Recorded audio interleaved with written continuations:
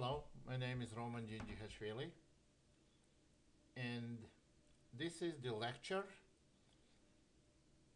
and advice how to play King's Indian defense. Now, there is a lot of theory in King's Indian defense. What am I trying to do here? I'm not trying to challenge the modern theory. What am I trying to do here?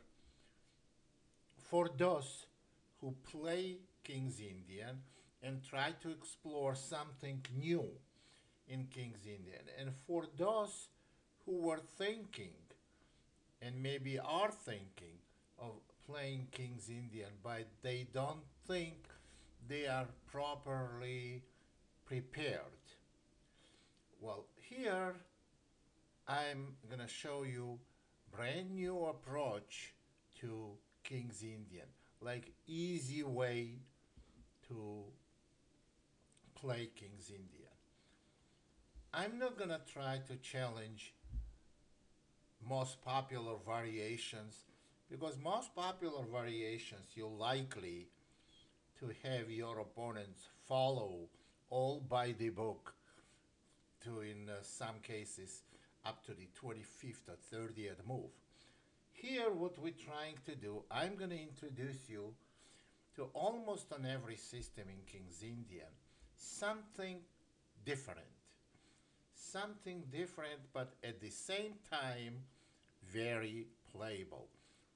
In a lot of openings, if you do something new that has never been played, especially if you are black, the chances are you are gonna get pretty bad position.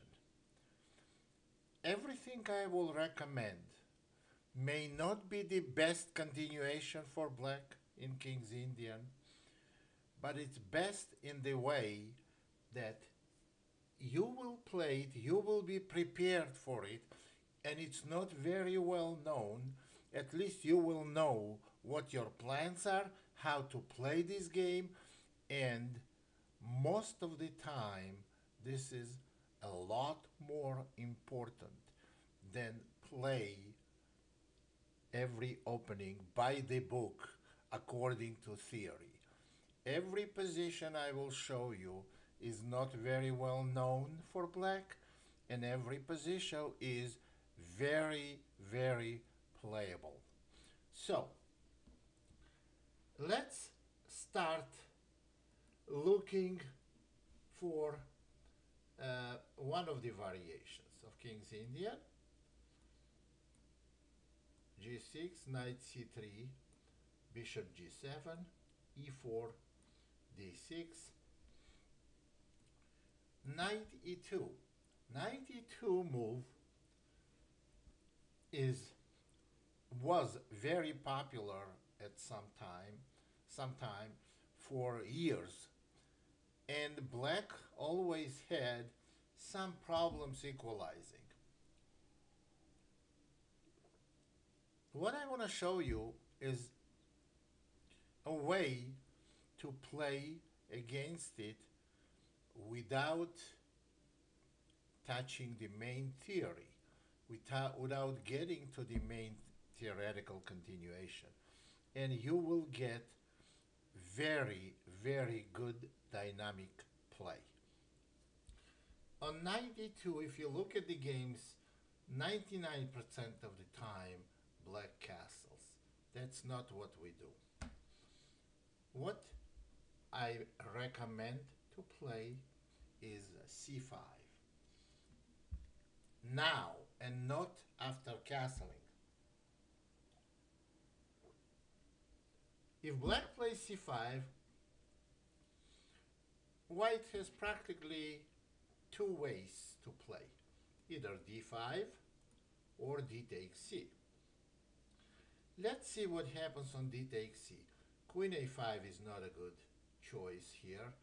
So we'll play d takes c. And after queen takes d8, king takes. I don't think white has any advantage at all. Suppose bishop f4, trying to castle long, knight c6, and after castling, bishop d7, and white's knight on e2 is not very well placed, and it's not very clear what to do with this knight. Now, suppose knight g3. Now, this position is very good position for black. I would say maybe even better for black because of highly unexpected move. Move like knight g4 looks like amateurish move and without sufficient ground, but it's a very, very good move based on concrete reason. Well, f2 pawn is hanging. Well,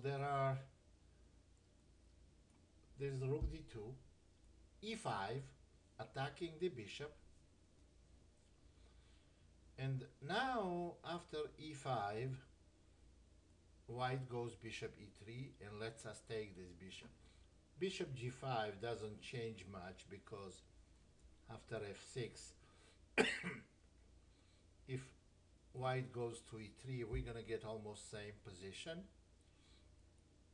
And if white tries f3, then we can simply take on g5 and go knight d4, having clearly superior position.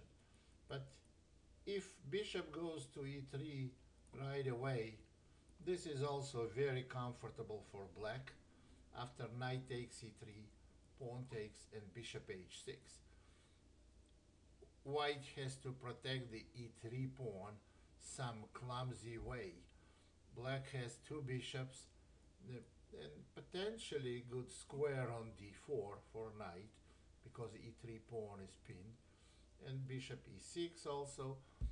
Black is definitely having some advantage here.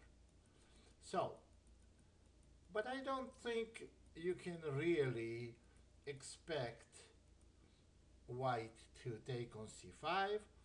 White should go d5. But now you will see what is the idea of playing c5 in the early stage. Because now we're going to go b5. And we're going to get variety of the Benko gambit. Well, obviously, taking with a knight is not good for white because after knight takes e4, we exchange the wing pawn, knight pawn for a central pawn. But if pawn takes on b5, we go a6. And we see Benko gambit type of position with very, very bad knight g to e2 move. We're going to look, after we finish the theoretical discussion of certain variations of King's Indian, and I will show you some games typical to these particular variations. So what I am showing here, I played several games actually on the internet against very strong players, and most of them grandmasters, and every one of them failed to get a decent position for white. Black has tremendous compensation here. We're gonna look at this position in the game section, which is followed the theoretical section of the King's Indian. So this is something that we should seriously consider. Here, knight e2. Remember, do not castle, although it is a main move, because after knight g3, c5, and d5, we cannot play b5 anymore because knight is going to take on b5. So we have to do it in an earlier stage, c5, d5, now b5. Now white has to take with a pawn. We go a6, and we're gonna enter Benko type of positions, which I go, which I, in the end of the DVD, I'm gonna show you some typical games played with it.